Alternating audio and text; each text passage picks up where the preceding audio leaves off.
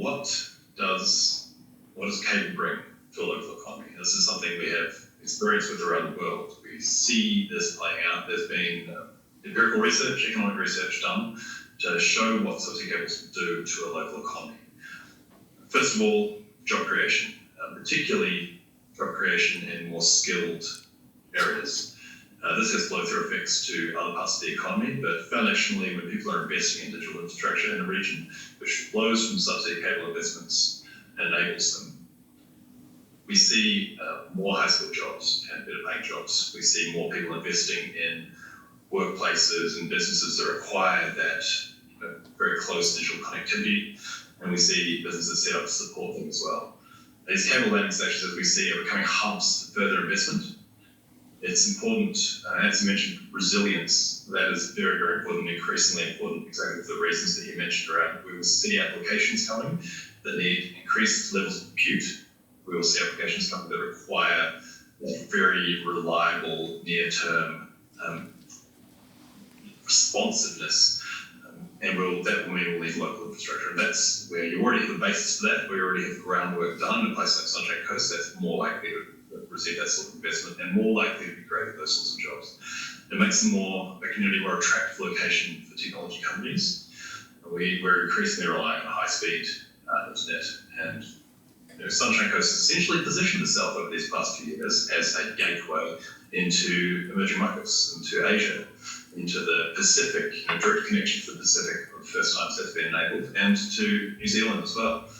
It's an enviable position to be in. They often shift the local industry mix over time, we see from the economic data, towards more service-oriented businesses, digitally intensive sectors, and this drives, again, demand for our high-skilled workforce and contributes to local outcomes. More investment in the local area, more better outcomes in health, public safety, civic participation, and other areas that you might expect when you see sort of a thriving local area. And we're seeing the global economy become more digital. We're seeing this rise of connectivity demand, sort of relative rises and falls of nations in this new era. We're at the very, very start of the AI era. It's the start of this journey.